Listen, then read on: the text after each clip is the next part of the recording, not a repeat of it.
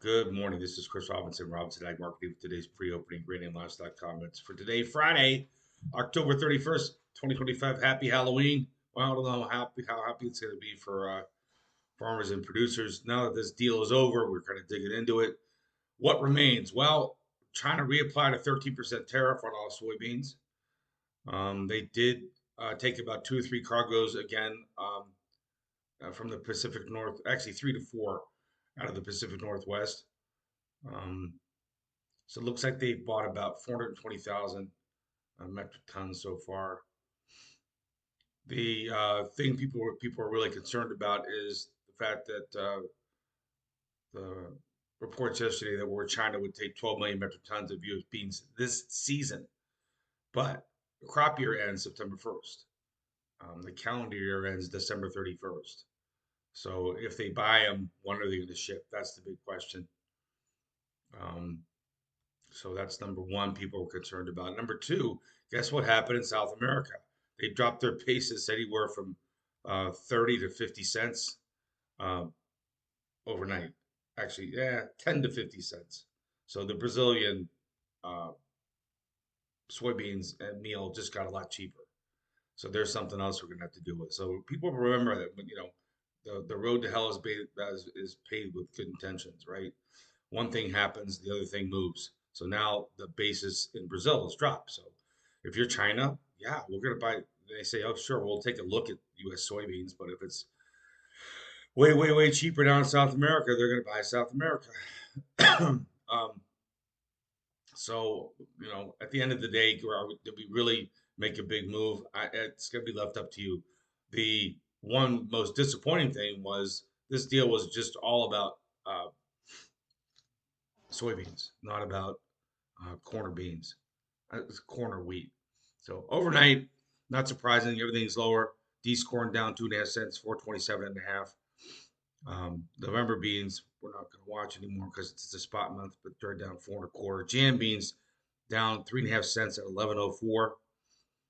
Chicago wheat, KC wheat, all down 5 or 6 cents. March Chicago wheat down 5 3/4 cent, 534 3/4. So again, things are under pressure there last night. Minneapolis wheat managed to hold on, but it's only up about a penny. March Minneapolis wheat's trading at 572. Meal was lower. Um, I'm looking for anything else that was in the green. All right. What's going to happen today in the cattle? We had a kind of two-sided trade yesterday. It looked like they were going to take it lower, then we took it higher. I would watch the gaps. Okay, there's gaps in the feeders.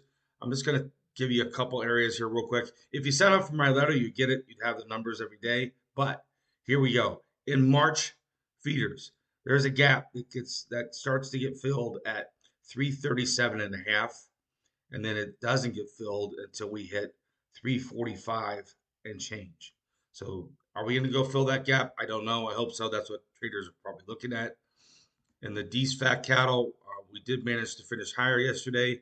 However, um, I would be watching these key levels. How much of a break did we have? Well, these fat cattle went from 248 to 233, right? That was a pretty sharp correction. If you look at how much we have clawed back, lo and behold, we clawed back right to the 38%, which is 232, 230, call it 232.80. Halfway back will be 235.70. 62%, which goes back up to a lot of resistance, would be around 238.70. So if you're not getting my letter, please sign up. You have these targets. Now, these targets, that's just what they are. They're not promises.